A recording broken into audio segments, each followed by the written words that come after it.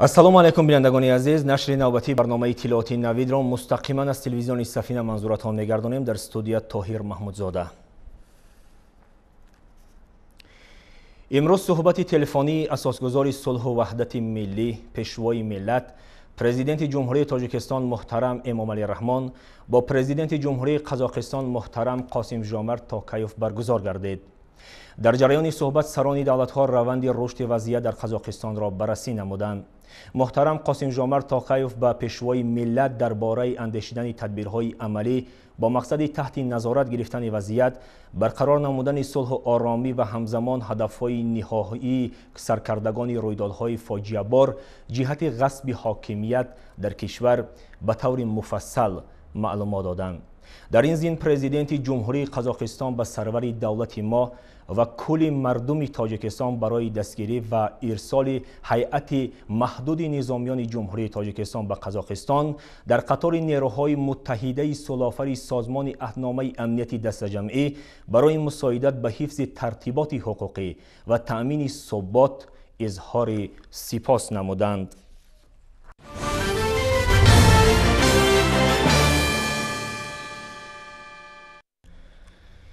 имрӯз миёни асосгузори сулҳу ваҳдати миллӣ, пешвои миллат, президенти ҷумҳурии Тоҷикистон муҳтарам Эмомалӣ Раҳмон ва раиси ҷумҳурии Исломии Эрон муҳтарам Саид Иброҳим Раисӣ ба муносибати 30-умин солгарди барпо намудани робитаҳои дипломатии ду кишвар мубодилаи барқияҳои табрикӣ сурат гирифт. дар барқияи табрикии президенти ҷумҳурии Тоҷикистон муҳтарам Эмомалӣ Раҳмон ба унвони раиси ҷумҳурии Исломии Эрон муҳтарам Саид Иброҳим Раисӣ омадааст: ҷаноби олӣ, муҳтарам раис, лутфан табрикоти самимӣ ва таманниёти неки инҷониб ва ҳукумати ҷумҳурии Тоҷикистонро ба муносибати рӯйдоди хотирмон барои мардумони ду кишвар сисолагии барқарор намудани робитаҳои дипломатии миёни ҷумҳурии Тоҷикистон ва ҷумҳурии Исломии Эрон бипазиред. кишварҳои мо таи ин давра ба мақсади дастрасӣ ба сатҳи баланди муносибатҳои созанда, дарёфти роҳҳои нави таҳкими ҳамкориҳои фарогир ва таъмини дурнамои самараноки густариши онҳо мунтазам тадбирҳои амалӣ андешидаанд ва мо идомаи талошҳои ин ду кишварро дар ин ҷода муҳим арзёбӣ мекунем. Тоҷикистон ҳамвора ҷонибдори тавсеаи рӯзафзуни робитаҳои гуногунарсаи кишварҳоямон дар рӯҳияи ҳусни тафоҳум, ҳамёрӣ ва эътимод, коркарду татбиқи тарҳу барномаҳо ва чораҳои созгор барои дастрасӣ ба ин ҳадафҳо мебошад. اطمینان داریم که با عزم قوی و جد و جهد صادقانه و یکجایی جانبها ما میتوانیم مناسبت‌های دو کشور دارای مشترکات تاریخی و فرهنگی را با نتیجه‌های بیشتر نظررس و جوابگوی منفعت‌های والای مردمانمان غنی گردانیم. امیدوارم این سال جشنی با دستاوردهای نوین خود مناسبت‌های دو کشور دوست و برادر را رنگین خواهد کرد. با تجدید تبریکات خویش به جناب عالی از درگاه خداوند صحتمندی کامل و کامیابی ها و به مردم دوست ایران صلح و ثبات، نیکوحالی و شکوفایی بیش از پیش خواهانم. همچنین در برخیه تبریکی رئیس جمهوری اسلامی ایران محترم سعید ابراهیم رئیسی با عنوان پرزیدنت جمهوری تاجیکستان محترم امامعلی رحمان چنین گفته شده است: سلام علیکم. فرا رسیدن 30مین سالگرد برقراری رابطه‌های دیپلماتی جمهوری اسلامی ایران و جمهوری تاجیکستان را به جناب عالی و مردم کشورتان صمیمانه تبریک میگویم. خوشبختانه در طول 3 دهه گذشته دو کشور با بهره‌گیری از مشترکات عمیق تاریخی، فرهنگی، تمدنی و زبانی توانستند به سطح بسیار بالای از مناسبات در عرصه‌های دو جانبه منطقوی و بین المللی دست یابند که البته با در نظر گرفتن ظرفیت‌های عظیم دو کشور امکان بالا بردن سطح همکاری‌ها مخصوصا در بخش‌های اقتصادی به نقطه مطلوب وجود دارد.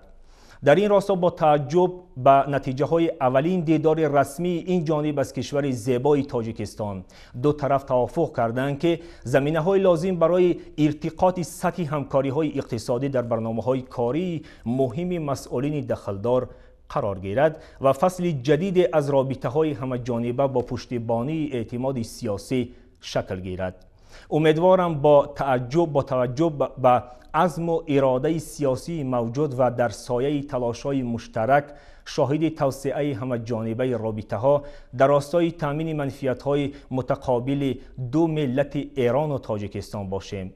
از خداوند متعال سلامتی و موفقیت آن جناب، خانواده محترم و بهروزی مردم عزیز و شریف جمهوری تاجیکستان را آرزو دارم.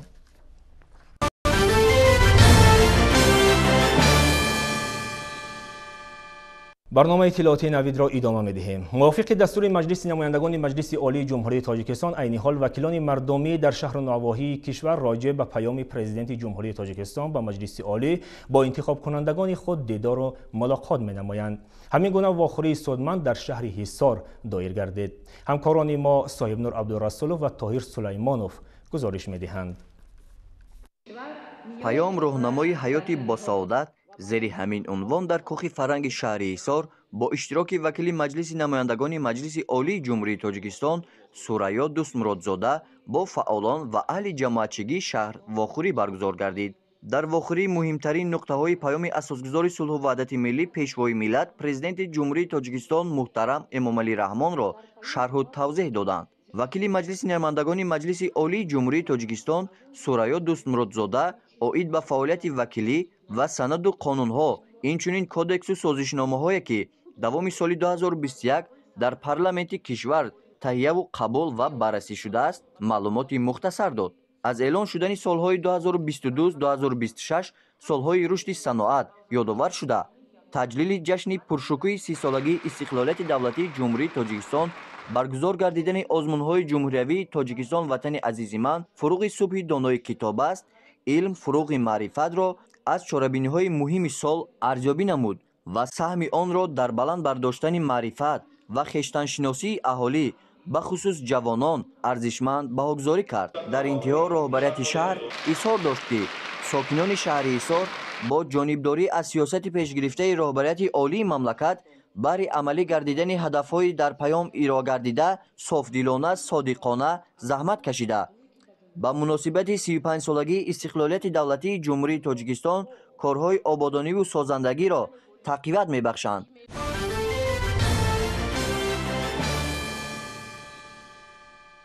با راه‌اندازی نمودن تدبیرهای مساعدت کننده از جانب ساختارهای دخلدار شهر دوشنبه و دستور و سفارش‌های بواسطه شهرداری دوشنبه، چون سالهای قبلی امسال نیز بازار استعمالی پایتخت دارای محصولات فراوان بوده، نرخ محصولات نیاز اولیه معتدل به نظر می‌رسد. تفصیلات بیشتر در گزارش همکاران ما.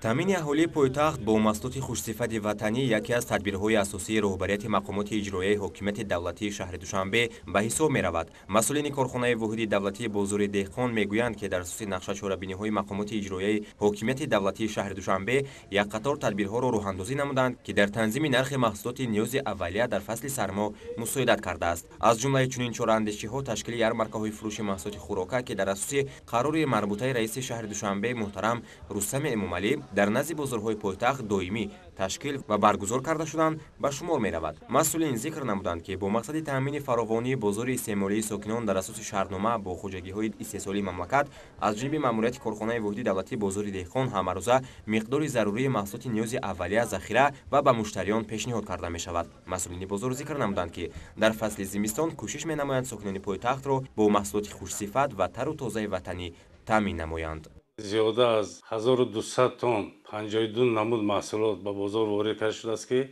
از این جمله 300 تن ارد، 50 تن روغن و کارتوشکا، پیاز، سبزی با خیلی مقدار زیاد در انبارها ذخیره کرده شده است که با نرخ دسترس و با صفت خوب فروش گذاشته می شود.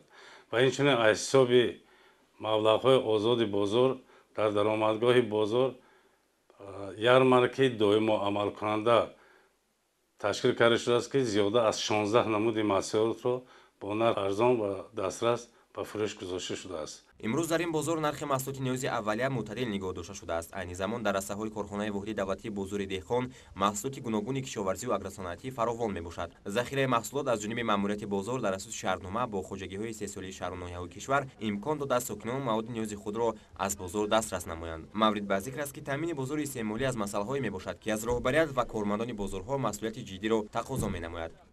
ба бозори деҳқон омадам, маҳсулоти дар поёда харидорӣ кардам. шукри худо ҳама чиз ҳозир дастрас аст, ҳама арзонӣ, фаровонӣ чизе ки ҳаст, деҳқоно ҳама ба муомила маҳсулот мисли пештара ҳамун нархи дастрас қимат нашудааст, чӣ буд ҳамин қимат даст. фаровони маҳсулоти хушсифат ба коҳиш додани нархи маҳсулоти кишоварзӣ мусоида намуда дар самти дастрасӣ доштани сокинон бо анвои гуногуни маҳсулоти ниёзи аввал замина мегузорад.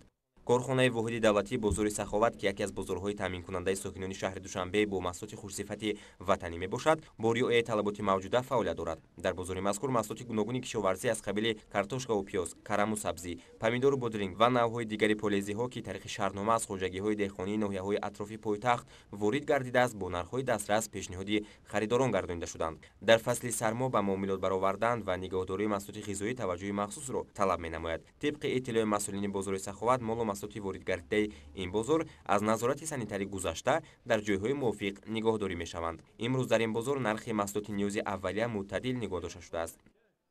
ба ҳолати 8 январи соли 2022 дар корхонаи воҳиди давлатии бозори саховати мақомоти иҷроии ҳокимияти давлати шаҳри душанбе нарху навои маҳсулотҳо аз он ҷумла маҳсулоти ниёзи аввалия нархи 50 килограмм орди нави қазоқӣ 255 сомонӣ буда то 270 сомониро дар бар мегирад. нархи 1 кило картошка аз 3 сомону 20 дирам то 4 сомонӣ мебошад. нархи пиёз инчунин аз 1 сомону 80 дирам то 2 сомону 50 дирамро ташкил медиҳад.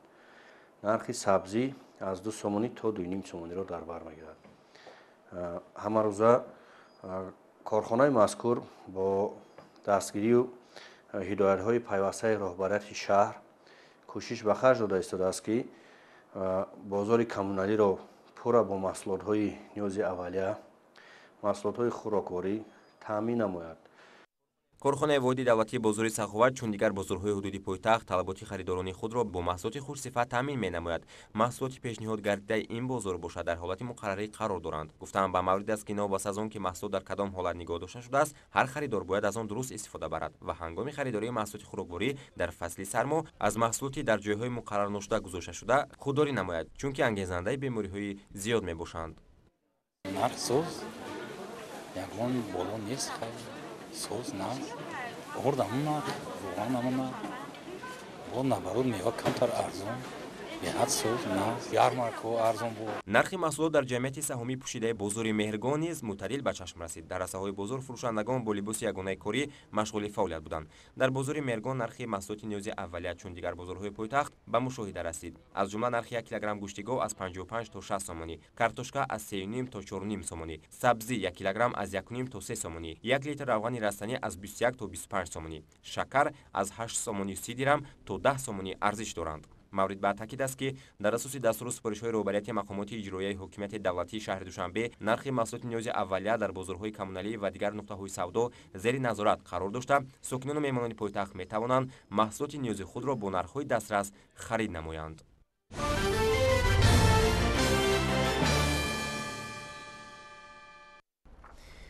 баҳри таъмини бозорҳои истеъмолии пойтахт бо маҳсулоти ниёзи аввалия дар давраи тирамоҳу зимистони солҳои 2021-2022 қарори марбутаи раиси шаҳри душанбе ба тасвиб расидааст ки дар асоси он муассисаҳои дахлдори шаҳр доир ба захира намудани миқдори зарурии маҳсулоти хӯрока вазифадор шудаанд. ин тадбирро роҳбарияти шаҳри душанбе бо мақсади бемушкилӣ паси сар намудани зимистон ва рафъи норасоии маҳсулот дар аввали фасли баҳор роҳандозӣ намудааст. маҳсулоти зарурӣ дар анборҳо захира шуда ҳамарӯза мувофиқи талабот ба фурӯш гузошта мешавад. гузориши навбатӣ дар ҳамин хусус омода шудааст.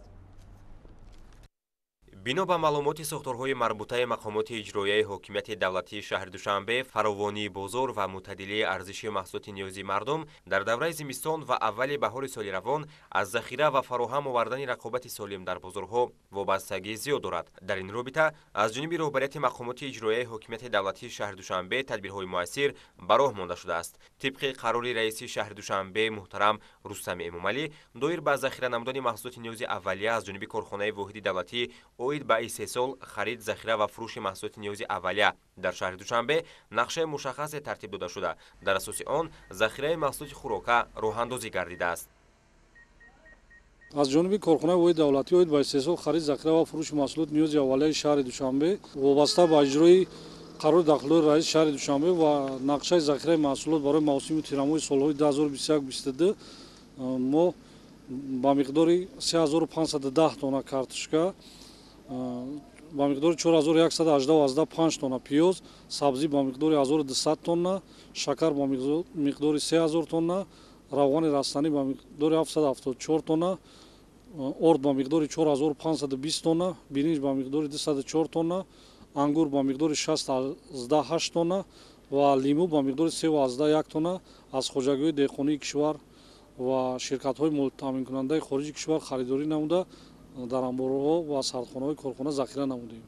дар асоси иттилои масъулини корхонаи воҳиди давлатӣ оид ба истеҳсол, харид, захира ва фурӯши маҳсулоти ниёзи аввалияи шаҳри Душанбе, айни замон дар тамоми амборҳои корхона ба миқдори 3510 тонна картошка, 4118 тонна пиёз, 1200 тонна сабзӣ, 3500 тонна шакар, 1050 тонна равғани растанӣ, 4550 тонна орди истеҳсоли Қазоқистон, 204 тонна биринҷ, 6 тонна ангур ва наздик ба 3 тонна лимӯ захира карда шудааст, ки 127% нақшаи иҷроишро ташкил медиҳад. дар маҷмӯъ дар тамоми амборҳои захиравӣ ба андозаи 28196 тонна маҳсулоти гуногуни хӯрокворӣ ва ниёзи аввалия захира карда шудааст. маҳсулотҳои корхона тариқи бозорҳои зертобаи корхона ва ярмаркаҳои доимоамалкунандаe ки аз тарафи корхона дар 14 нуқтаи сераҳолии шаҳри Душанбе ташкил карда шудааст, бо нархҳои дастрас ба савдо гузошта мешаванд. маҳсулоти захира гардида дар шароити хуб нигоҳ дошта шудааст. дар баробари ин аз ҷониби роҳбарияти корхонаи воҳиди давлатӣ оид ба истеҳсол, харид, захира ва фурӯши маҳсулоти ниёзи аввалия дар шаҳри Душанбе барои харид ва захира кардани орд, картошка, равған, биринҷ ва дигар маҳсулоти ниёзи мардум бо хоҷагиҳои деҳқонии шаҳру ноҳияҳои кишвар шаҳрномаҳо тартиб дода шудааст. тавре ки иттилоъ дода шуд, ҳамарӯза ба бозорҳои коммуналии пойтахт ва 14 адад нуқтаҳои савдо ва ярмаркаҳои доимоамалкунандае ки дар шаҳри Душанбе фаъолият менамоянд, аз ҷониби корхонаи воҳиди давлатӣ оид ба истеҳсол, харид, захира ва фурӯши маҳсулоти ниёзи аввалияи шаҳри Душанбе маҳсулоти лозима бо нархҳои аз бозор нисбатан арзон пешниҳоди сокинони пойтахт гардонида мешавад.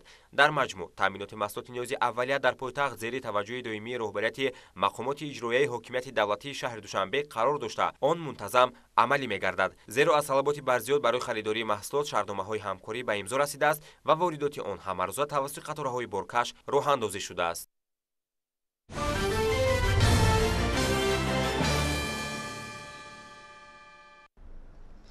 дар 11 моҳи соли 2021 дар ҷумҳурии Тоҷикистон бештар аз 1,500,000 тонна маҳсулоти ғалладонагӣ истеҳсол шудааст, ки ин нишондиҳанда дар даврони соҳиби истиқлолӣ яке аз баландтарин нишондодҳои истеҳсоли ин зироати серталабот мебошад. ҳамзамон ба маълумоти вазорати кишоварзии мамлакат бори аввал дар таърихи давлатдориямон картошка ба андозаи талаботи меъёрӣ, яъне ба сари ҳар нафар 92 килограмм истеҳсол карда шуд, ки ин аз муҳимтарин дастовардҳои кишоварзони мамлакат дониста мешавад. дар бораи дастовардҳои дигар ва нақшаҳои хоҷагидорони ҷумҳурӣ дар солҳои оянда ҳамкорони мо маълумот медиҳанд. манбаи асосии таъмини бозорҳои кишвар бо маҳсулоти ғизоӣ асосан дар соли сипарӣ гашта хоҷагиҳои деҳқонӣ ва аҳли замати кишвар буданд. зеро дар ин давра дар тамоми бахшҳои соҳаи кишоварзии мамлакат болоравии нишондодҳо ба қайд гирифта шуд. то моҳи декабри соли гузашта танҳо ғалладонагӣ 1,527,000 тонна истеҳсол гардид, ки ин рақам нисбат ба соли 2020 27850 тонна бештар будааст. ба ҳамин шакл маҳсулоти бахши чорводорӣ, моҳӣ, картошка, сабзавот, полезӣ ва мевагӣ ҳам аз нақшаи солона барзиёд истеҳсол гардида ва тамоюли болоравии нишондодҳои соҳавӣ ба қайд гирифта шуд. дар соли 2021 соҳаи кишоварзӣ тавонист ба андозаи 6% дар рушди иқтисодии мамлакат ва болоравии нишондодҳои маҷмӯи маҳсулоти дохилӣ ҳиссагузорӣ намояд. соли 1992 ҳаҷми истеҳсоли маҳсулоти кишоварзӣ 11 миллиард сомониро ташкил медод. ин нишондод дар соли 2021 ба 40 миллиард сомонӣ баробар гардид. афзоиши истеҳсоли маҳсулоти кишоварзӣ дар давоми 30 сол 4 баробар таъмин карда шудааст.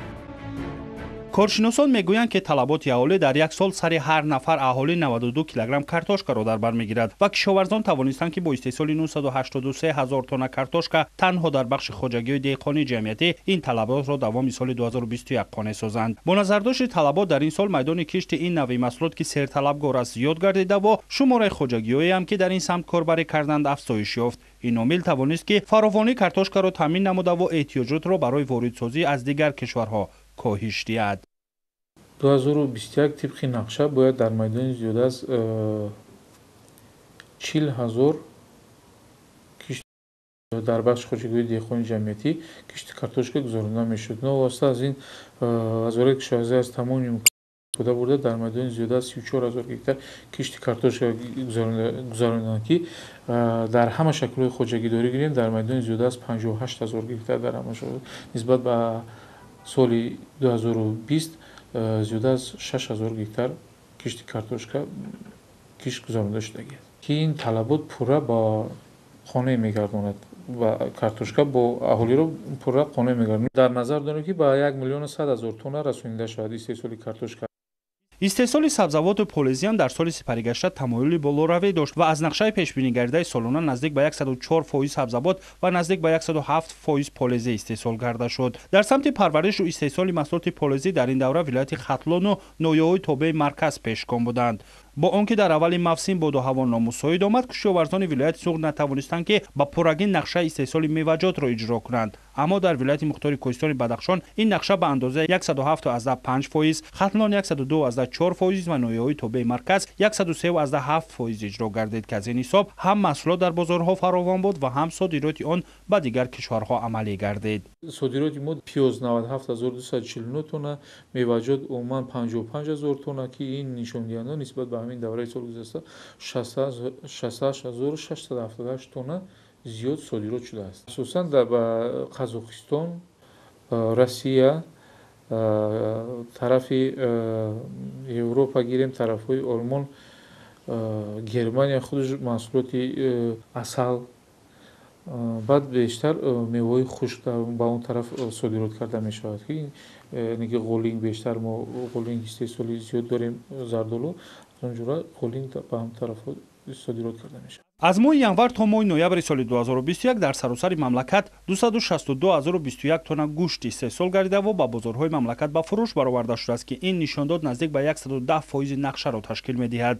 дар болоравӣ ин нишондод тамоми шаҳру ноҳияҳои кишвар ҳиссаи худро гузошта бо роҳандозии парвариши чорвои гӯштӣ аҳолиро бо ин навъи маҳсулот таъмин карданд. дар соли 2021 шумораи корхонаҳои паррандапарварӣ бештар аз 200 адад гардид ки ба ин васила ҳам истеҳсоли тухм ва ҳам гӯшти мурғ барзиёд шуд. танҳо истеҳсоли гӯшти парранда нисбат ба соли 2021 142.1%ро ташкил дод ки ин омил боиси коҳишёбии воридоти маҳсулоти пастсифат ба бозорҳои мамлакат гардид. тухми мурғ бошад дар ин давра ба андозаи 1 миллиарду 70 миллион дона истеҳсол шуд ки ба андешаи коршиносон аллакай эҳтиёҷоти содироти ин навъи маҳсулот ба хориҷи кишвар пайдо гардидааст. мо пурра бозори дохилиро бо тухм таъмин намудем ва гӯшти паррандаро мо ҳаракат мекунем ки дар соли 2022 пурра таъмин кунем.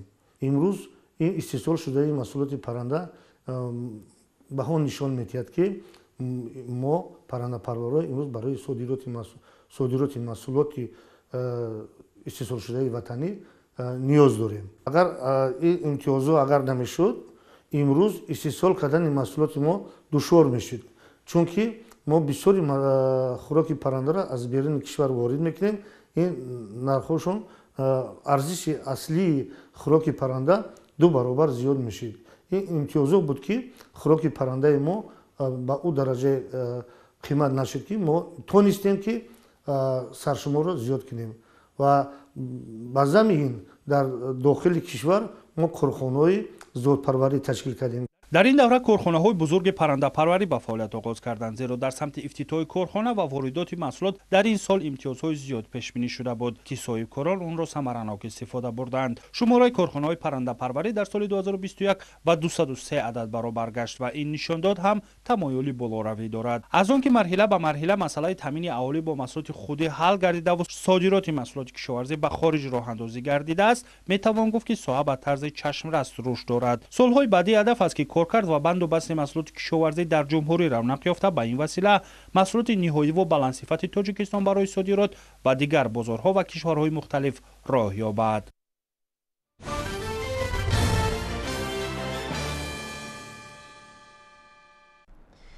ҷашни 30-солагии истиқлоли давлатии ҷумҳурии тоҷикистонро сокинони ноҳияи бобоҷон ғафурови вилояти Суғд ҳам бо дастовардҳои назараси меҳнатӣ таҷлил намуданд.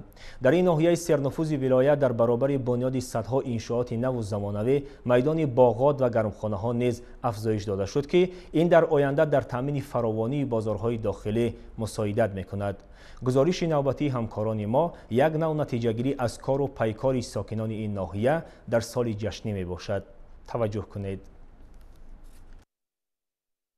бо мақсади истифодаи самараноки замин ва ба ин васила беҳтар намудани сатҳи молиявии хоҷагидороно ҳиссагузор буданд дар таъмини бозори дохилӣ бо маҳсулоти тару тоза дар ҳудуди ҷамоати деҳоти унҷии ноҳияи Бобоҷон Ғафуров зиёд аз 40 адад гармхонаҳо фаъолият доранд. давоми сол дар ин гармхонаҳо 2 маротиба ҳосили помидору бодаринг ҷамъоварӣ гардида дар бозорҳои вилояту ноҳия ба фурӯш бароварда шудаву айни замон барои кишти сеюм бештар кабудиҳо парваришу нигоҳубин карда мешаванд. дар самти бунёди боғҳои нав низ корбарӣ ба роҳ монда шуда моҳи феврали соли 2021 дар ҳудуди заминҳои ҷамъияти саҳомии кушодаӣ ба номи Саидхоҷа Орунхоҷаев ба масоҳати 7 гектар боғи интенсивии дарахтони зардолу, бодом ва гелос ташкил карда шудааст, ки ҳоло нашунамои хуб дорад.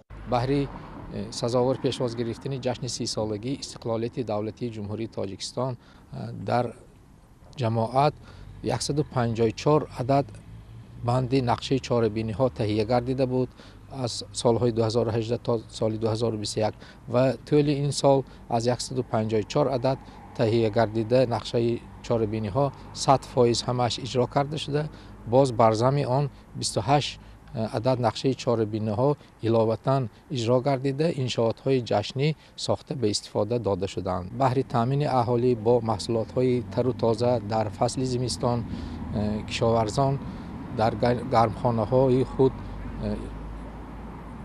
кишти зироатҳои хоҷагии қишлоқро ба роҳ монданд, ки аз ҷумла помидор, бодаринг, кабудӣ, лимӯ ва баҳри таъмини аҳолӣ бо гулҳои ороишӣ намуди гулҳо парвариш карда шуда истодааст. яке аз иншооти ҷашнӣ ки барои дастрасии аҳолӣ ба хизматрасонии тиббӣ босифат мусоидат кард, бунёд ва ба истифода дода шудани маркази ташхисию табобатии тибби Сино мебошад. бинои марказ бо тарҳи наву замонавӣ сохта шуда аз 4 ошона иборат ва дорои 60 кати табобатӣ мебошад. маркази ташхисию табобатӣ бо таҷҳизоти тиббии муосир ҷиҳозонида шуда раванди хуби ташхису табобат шароит фароҳам овардааст, ки беморон аз ҳудуди ҷамоат берун нарафта саломатии худро барқарор намоянд. маркази ташхисию табобатии тибби Сино аз ҷониби ҷаноби олии муҳтарам Эмомалӣ Раҳмон 7 апрели соли 2021 фаъолияти худро оғоз намудааст.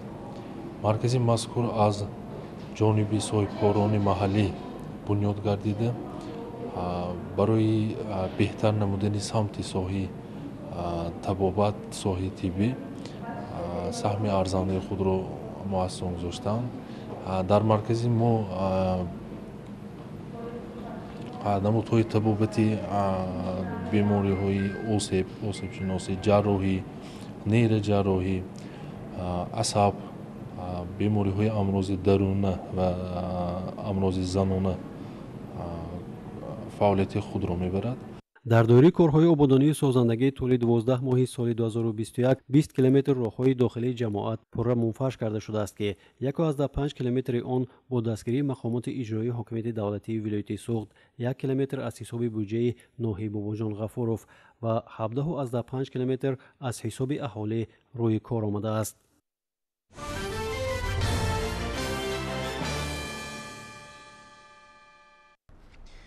تشکیلات امانتی و قرضدهی ایمان اینترنشنل اقدامی را با نام قرض شما را پرداخت می‌نماییم راه اندازی کرده است.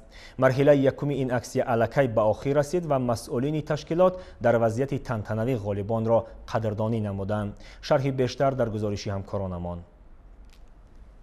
ایمان اینترنشنل تشکیلات امانتی و قرضدهی پیشبر در جمهوری بوده. در دوام زیاده از 22 سال و زیاده از 100,000 نفر قرض گیرنده خدمت رسانی خوب و با صفت را پیشنهاد نموده است. با مقصد هرچی بیشتر هوسمند نمودن مزاجان خود، ایمان اینترنشنل اقدام نوتکراری قرض شما را پرداخت می‌نماییم را از سنه 15 دکبر تا 15 ینوری سال جاری اعلان نموده بود. تحفه‌های اساسی این اقدام 6 عدد سرتیفیکات برای پرداخت قرض مزاجان و مبلغ تا 5000 سومانی است. این اقدام در دو مرحله صورت می‌گیرد. مرحله یکمی اکسی الکی خاتمه یافت و 3 نفر غالب معین و قدردانی شدند. مرحله دومی اکسیه تا 15 ینوری سال جاری دوام می‌کند و در جنب است با 3 عدد سرتیفیکات برد کرده می‌شوند. باید گفت که در این اکسیه قرضگیرندگان شرکت می‌ورزند که در دوره برگزاری اکسیه در تشکیلات مالها را به قرض از برای خریدن تکنیکای معیشی رسمی کنانیده‌اند و قرض را به اندازه از 1 تا 20,000 سومانی و مهلت از 12 تا 24 ماه گرفته باشند. در لحظه معین نمودن غالب آنها نباید قرضی به تأخیر افتاده داشته باشند. به اشتراکچی اکسیه برای اشتراک در این اقدام بعد از اجرا نمودن شرط‌های نامبر شده رقمی ترتیبی داده می‌شود. آن 4 رقمه بوده سرشویش با حرف‌های مخصوص برای ولایت سوخت، شهر دوشنبه و ناحیه‌های تابع مرکز و برای ولایت ختلون اشاره کرده شده است. اگر شما هم مشتری تشکیلات امانتی و قرضدهی ایمان اینترنشنل هستید، پس شتاب تا سرتیفیکات ها را صاحب شوید. تا انجام این اکسیه روزهای به شمار باقی مانده است.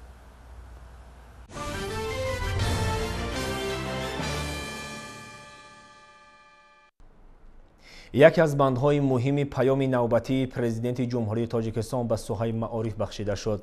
با توجه به نقش افضل این ساحه در رشد جامعه شهروندی و عموما نظام دولتداری معاصر، پیشوای ملت حکومت جمهوری تاجیکستان و وزارت و اداره‌های مربوطه را وظیفه‌دار کردند که جهت رشد این ساحه از تمام امکانات موجوده استفاده نمایند. توجه زیاد راهبر دولت اهل معارف مملکت را وادار نموده است که سطح و صفت کار خود را بهتر نمایند. شرح موضوع در گزارش همکارانمان از ناحیه لخش. امروز اهل معارفچیان ناحیه لخش بهر عملی نمودن دستور و نشاندادهای پیام پرزیدنت جمهوری تاجیکستان و مجلس عالی در سمت رشد ساحه معارف تدبیرهای ضروری را راهاندازی می‌نمایند. پیشوای معظم ملت ضمن ارائه پیام از جمله قید نمودند که بنیاد ملت از معارف آغاز می‌یابد.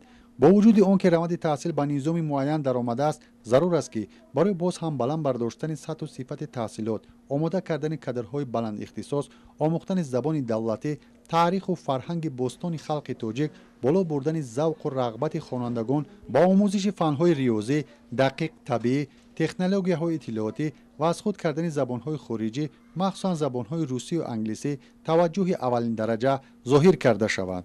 پیشوای معظم ملت در پیام نوبتی خود ساحه معارف را یکی از ساحه‌های افضلیت‌ناک دانسته چنین قید نمودند: هیچ ساحه بدون رشد معارف رشد نمی‌کند. چنانچه بزرگان ما فرمودند پایه دولت نگردد به معارف استوار، دولتی پاینده خواهی روی بر مکتب یار. از این رو پیام پیشوای معظم ملت ما کارمندان ساحه معارف را باز هم موظف ساخت تا بهر بلند برداشتن سطح و سویه دانش خوانندگان و برای جامعه تقدیم نمودن کادرهای بلند اختصاص باز هم تا قدر توان کوشش و غیرت خود را به خرج داده برای گلگل شکوفایی کشور عزیزمان تاجیکستان عزیز کادرهای بلند اختصاص به وای رسانیم. معارفچیان ناحیه دستورهای پرزیدنت جمهوری تاجیکستان محترم امامعلی رحمان را در سمت ساحه معارف سرمشق کار هر روزه خود قرار داده بهر بلند برداشتن صفت تعلیم و تربیت نسل نورست و در روحیه و تندرستی و خودشناسی ملی و مهنت دوستی تربیت کردن جوانان و نورسان به طلبات جامعه امروزه تمام سعی کوشش خود را روانه می‌نمایند.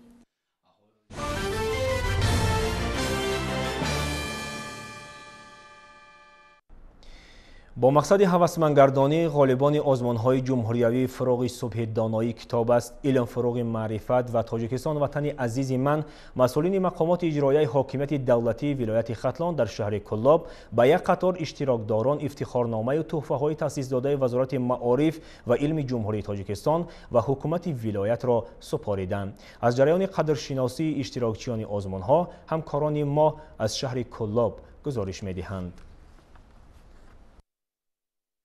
баргузории ҳамасолаи озмуни фуруғи субҳи доноӣ китоб аст аз муҳимтарин иқдомоти шоистаи пешвои муаззами миллат маҳсуб шуда он бешак бобати рушди маънавиёти ҷомеа, ҷалби бештари хонандагон ба китобхонӣ ва дар ин замина қавӣ намудани ҳофизаи онҳо, ошноӣ бештар пайдо намудан бо сухани асил, ашъори пурғановати шоирони классику муосири тоҷик ва осори гаронбаҳои адабиёти ҷаҳонӣ ва дар маҷмӯъ дар камолоти маонӣ ва баланд гардидани сатҳи худшиносии насли ҷавон нақши таъсиргузориашро аён сохт. ин аст ки теъдоди иштирокчиёну довталабони озмун дар қиёс ба соли гузашта чанд баробар зиёд гардид. ба хотири болидарӯҳии иштирокчиёни озмуни фуруғи субҳи доноӣ китоб аст, илм фуруғи маърифат ва Тоҷикистон ватани азизи ман дар шаҳри Кӯлоб роҳбари қароргоҳи раиси вилояти Хатмон Зулайхо Ҳақназарова, сармутахассиси бахши ҳуқуқи кӯдаки мақомоти иҷроияи ҳокимияти давлатии вилояти Хатмон Ҷамшед Юсупов ва сармутахассиси қароргоҳи раиси вилоят дар шаҳри Кӯлоб Фариз Ҳалимов вохӯрии суҳбат намуда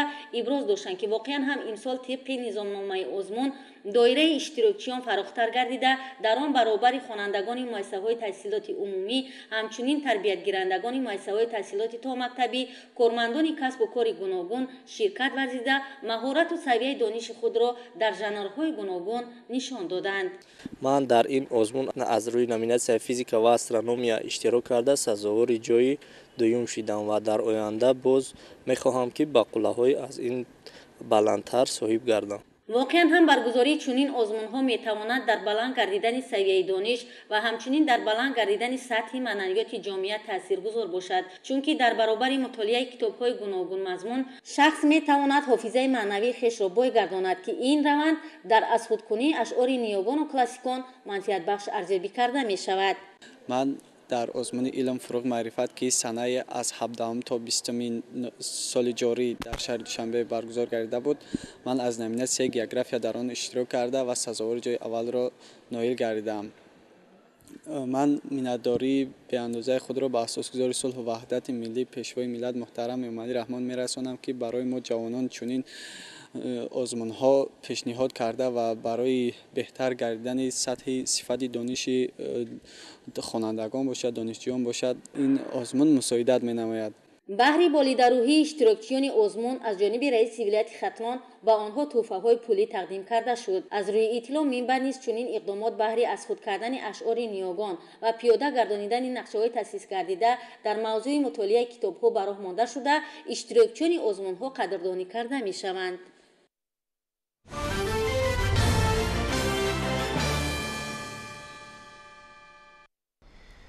дар ҷаҳон мубориза бар зидди коронавирус идома дорад.